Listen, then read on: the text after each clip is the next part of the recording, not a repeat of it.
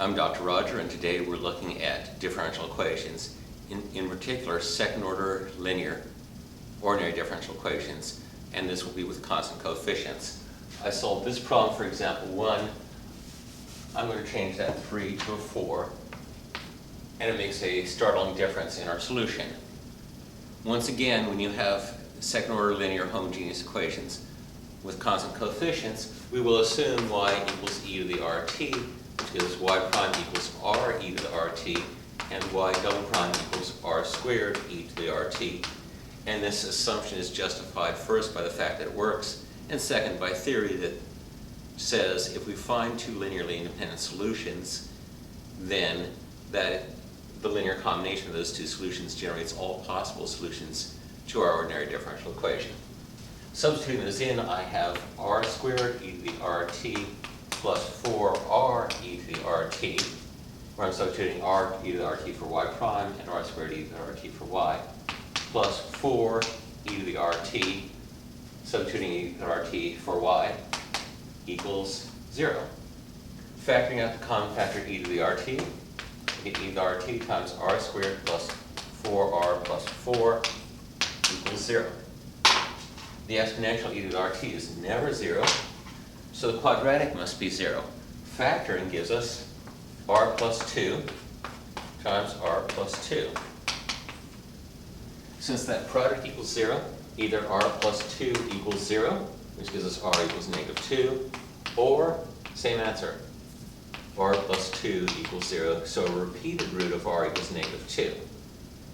Putting those into y equals e to the rt gives us a y1 solution for r1 as e to the negative 2t.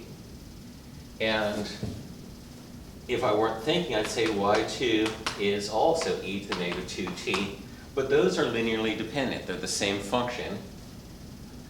The general rule says if we just throw in t, that will turn out to work, and we'll check that this works. And our general solution is y equals c1 y1 plus c2 y2 for linear differential equations. So y equals c1 e to the negative 2t plus t c2, let's write it as c2t e to the negative 2t. To justify this, I'm going to assume we're comfortable that e to the negative 2t is a solution. Let's check t e to the negative 2t. So y2 equals t e to the negative 2t. y2 prime is product rule. Negative 2t e to the negative 2t plus e to the negative 2t.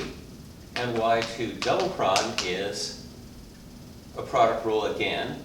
The first times the derivative of the second will be 4t e to the negative 2t.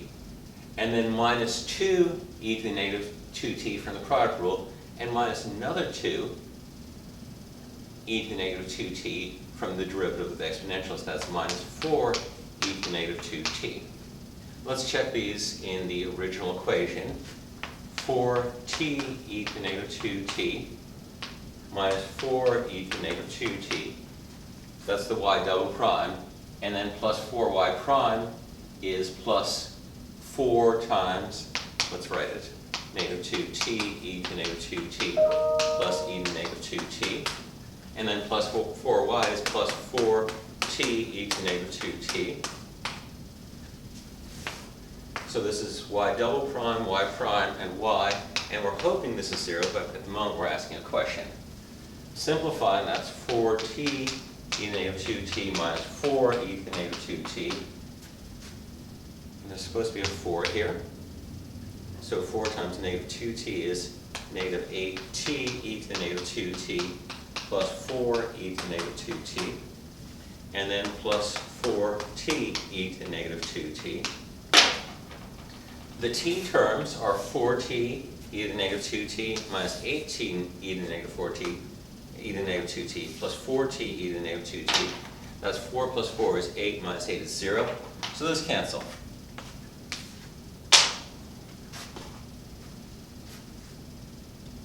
The constant coefficient terms are negative 4 e to the negative 2t plus 4 e to the negative 2t, and those cancel. That's 0.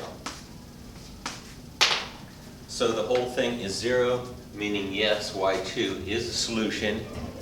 If these are linearly independent, that means we have two linearly independent solutions, and all solutions are of the form c1y1 plus c2y2. If I take the Wronskian, which is the determinant of y1, y1 prime, y2, y2 prime when I'm reading the columns, so that's the determinant of e to negative 2t, negative 2, e to negative 2t, t, e to negative 2t, and negative 2t, e to negative 2t, plus e to negative 2t.